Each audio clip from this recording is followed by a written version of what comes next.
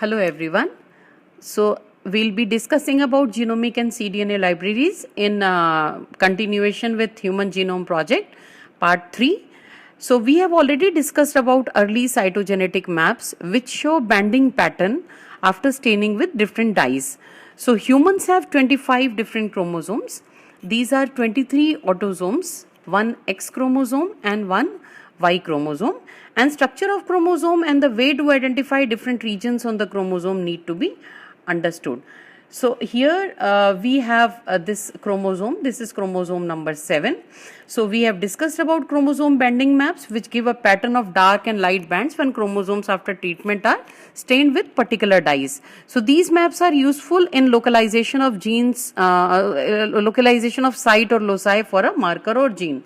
So these maps show, cytogenetic maps show grossly gene position, and the gene location is due to distinctive patterns of bands which are created when chromosomes are stained with certain dyes.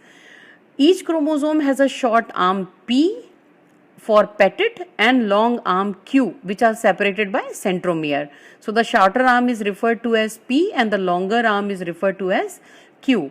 And the cytogenetic maps bands are labeled as P1, P2, P3 as we move away from the centromere, and Q1, Q2, Q3 as we move away from the centromere on the Q arm.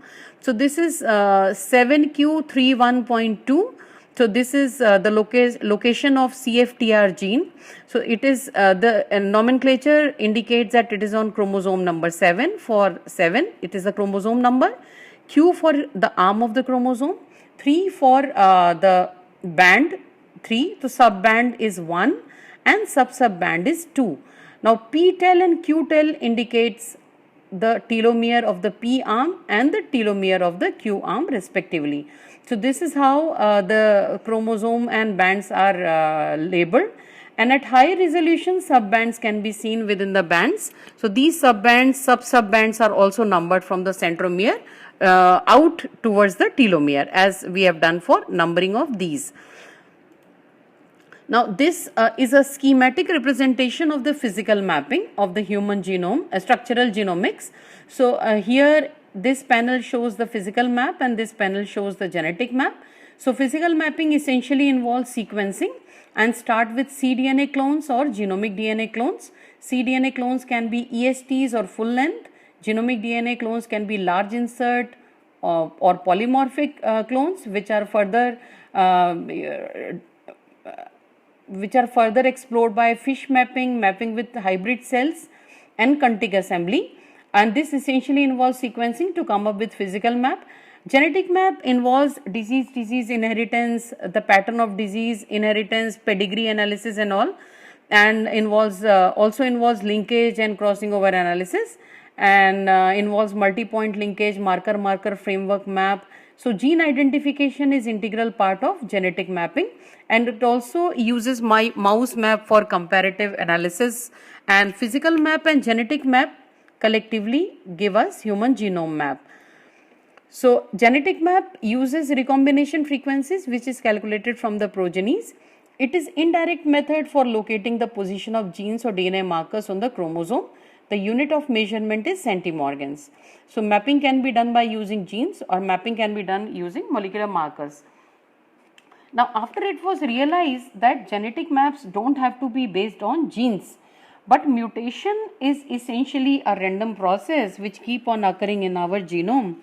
And for any type of human chromosome, the DNA sequence varies from one chromosome copy to another at about 1 nucleotide in 1000. So every 1000 nucleotide, one nucleotide is mutated.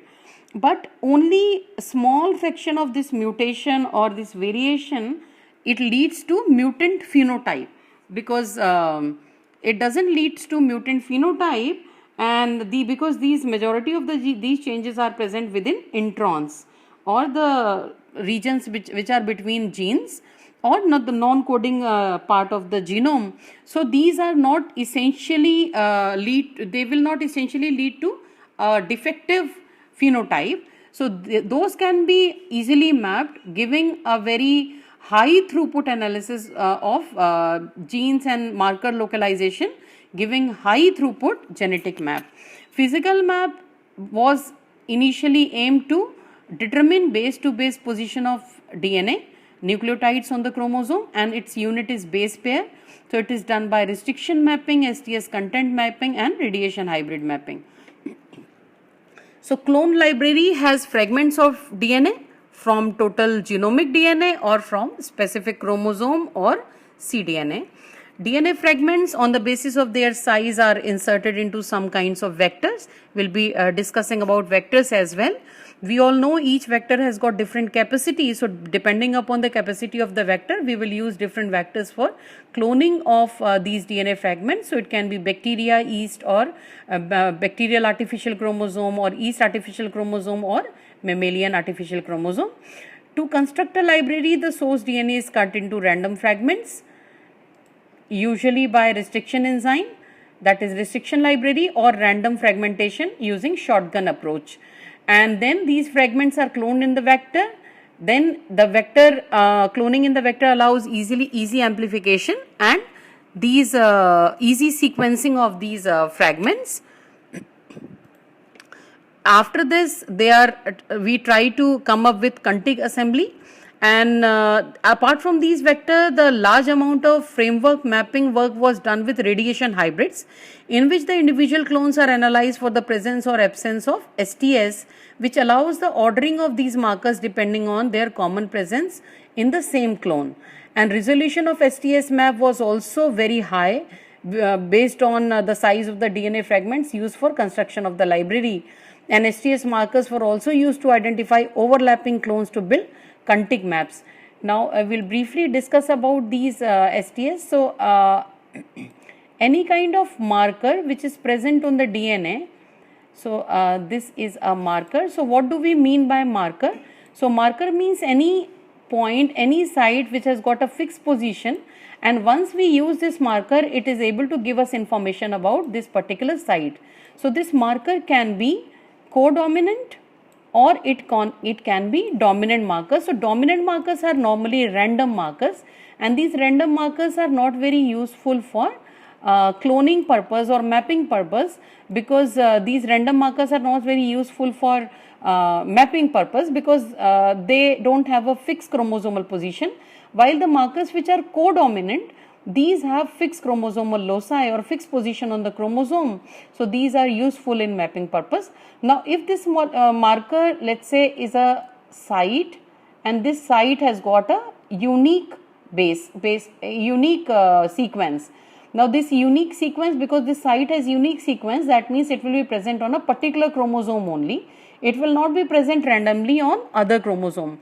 So the site which will tag this particular unique sequence, okay, this will be called as STS. So this marker type will become STS, because this marker may be or may not be polymorphic. Polymorphic means we have two alleles of the same chromosome. We have two similar chromosomes, one is maternal and another one is paternal. So if both the copies have the same sequence, that means the marker will be non-polymorphic. So it will be referred to as STS. So STS may not be very useful for disease or other kind of things, but it is very useful for mapping purpose, whereby the position of the marker can be assigned on the genome.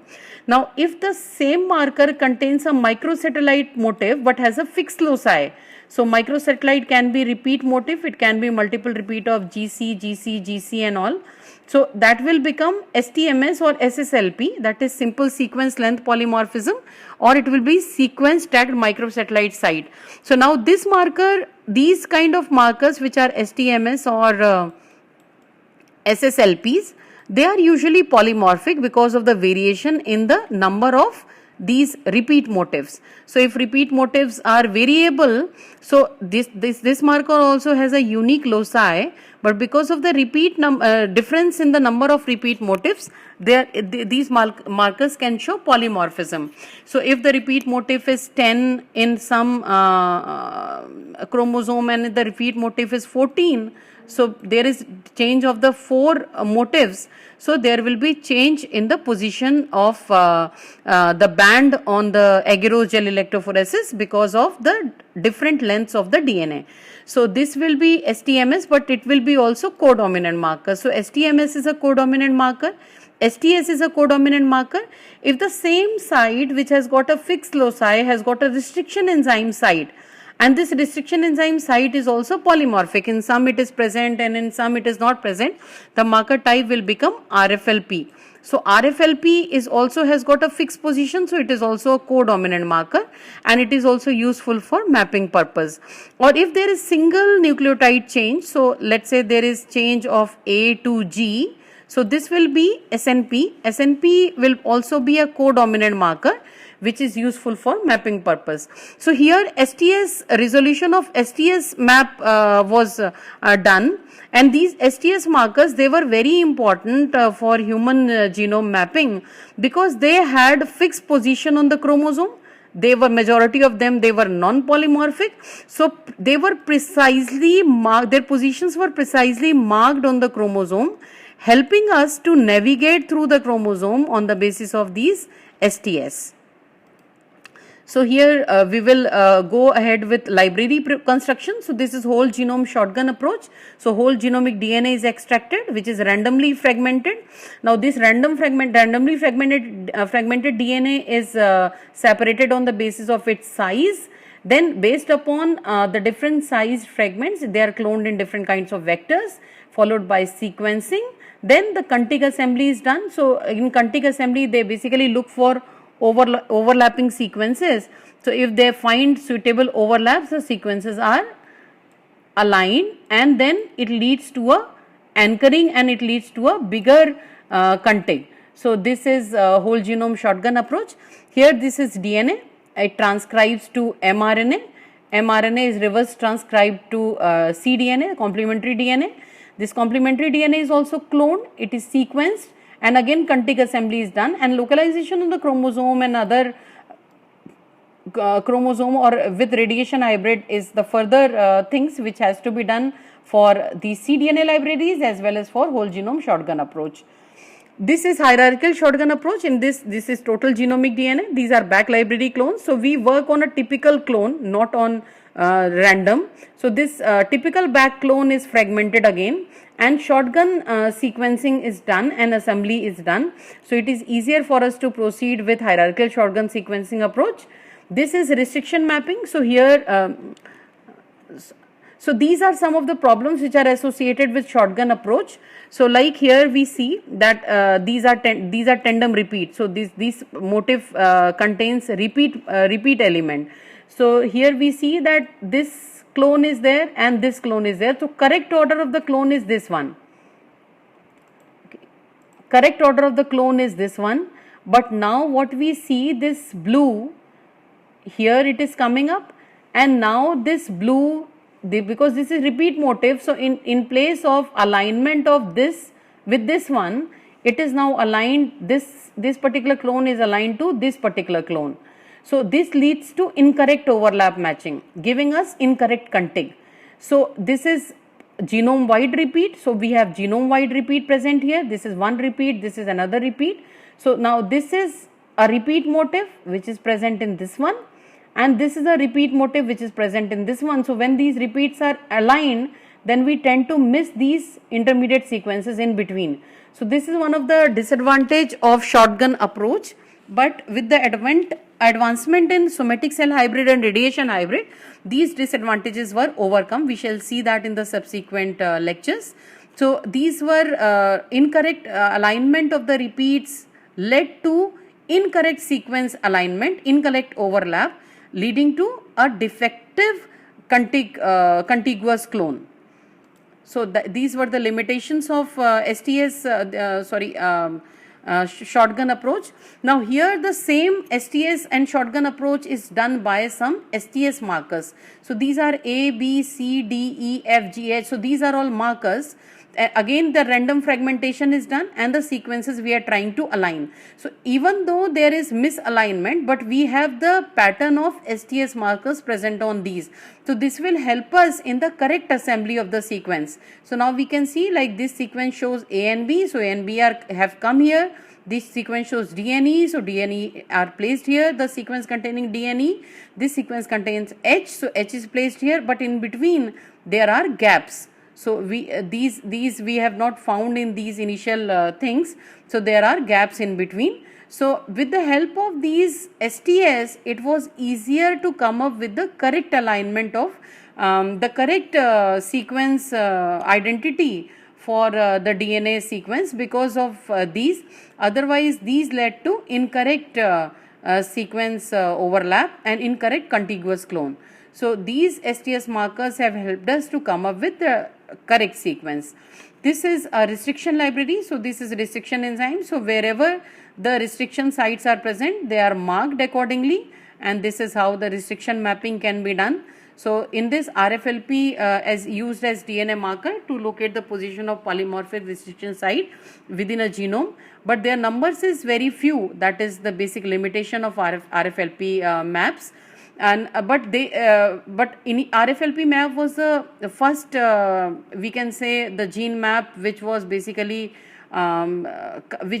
came up for human genome, and their number is less. So we tend to saturate map with tend to saturate the DNA with multiple markers, like using RFLP, using STS. Apart from RFLP, we use STS.